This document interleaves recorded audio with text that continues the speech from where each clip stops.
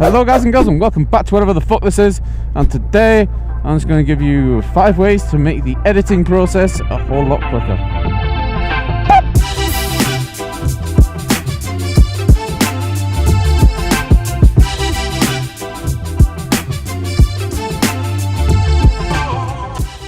So anyway, why would you want to increase the speed of your editing? Well, it's so it can save you time. This is all about saving you time and making the whole process a little bit simpler, a little bit easier for you, so then you can make more videos by saving time doing the videos. Anyway, the first way is to learn the keyboard shortcuts of the program that you're using. So if you use Premiere Pro, you don't have to learn all the shortcuts. You don't be weird like that. Just learn the ones that you use the most. For myself, it'll be the cut tool, the skip forward tool, the select the track tool, the most basic of things really.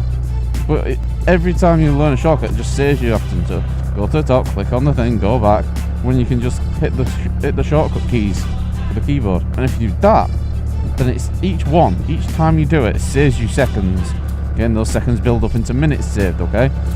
So that is the simplest way. That is the first one anyway, it's just to learn the shortcuts, learn the keyboard shortcuts of the program you're in. The second way to improve the whole process of editing is to record your vlogs in a more succinct manner.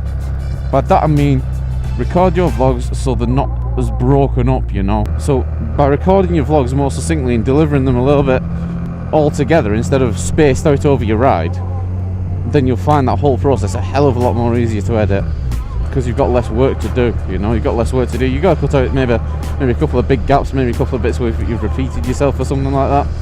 But overall, having all this information in one block rather than spread out all over the place saves you shitloads of time. And your vlogs are more smoother and a lot more cleaner and delivered nicer and shit like that. So yeah, just when you're recording your vlogs, just think, I'm doing it all right now, rather than spread out all over the shop. Unless you're going to visit somewhere. You know, if you're a motor vlogger and you're riding out to somewhere, maybe record at the beginning, record in the middle a little bit, and then record at the end, and then jump them all together rather than recording the entire ride. And then you've got to really skip forward. You'd have to cut out large bits where you're not actually talking. You know, just deliver your vlogs a little bit more succinctly. The third one is to use less effects. By that I mean using less B-roll, or using less effects that you put up on screen, like maybe you put up some text effects or something like that, you know, or maybe you do something to your footage, you know, maybe you colour it in a certain way, or you do maybe the triggered thing or something like that. And by using less effects, you will save a hell of a lot of time by just keeping it simple, keeping your vlogs simple. One, it'll save time actually putting the effect on, applying it and making it look right, and two, it'll save you rendering time as well, and using less B-roll as well. You know, if you don't know what B-roll is, it's that up there, and people tend to use this a lot in their vlogs as a bit of filler. You know, maybe it's just changing up the screen to improve your audience retention, which I go on about up there in the card. And B-roll can be great, but unless you've got a library of B-roll that you can just call up, you've got to find them clips of footage that you want to actually use. You know, you got to find them, which takes time. You know, it takes time to find them. Then you got to download them, then you got to bring them in, then you got to edit them until the right clip that you want to use. You know, so using less B-roll and just keeping it simpler can be a great way to save you minutes. It really will save you minutes. It'll take you minutes to find that bit of footage you want to use, and then you go download it, and then you go bring it in. So it will save you minutes in each little clip you use. It adds up the time taken to edit a vlog and put one out there. But if you are going to use B-roll, keep a library of it, save it somewhere in a folder, but just name it something proper. Don't just leave it as the file name what it downloads to your computer. Actually name it something meaningful and something that you can remember, because then you can just drag and drop it on rather than having to scroll through a whole lot of little file names of 102345798654.mp4. You know what I mean? The next tip, which is I think the fourth one, is to use lower FPS. You know, do you really need 60 FPS? Do you really need 120 FPS? Do you really need to record it in 4K? Do you need to? Not really. You know, 30 FPS, 1080p footage does a hell of a lot of motovloggers and vloggers really well, you know. So do you really need to record in 4K, you know, lower FPS and low resolution? Do you need to do it in 4K?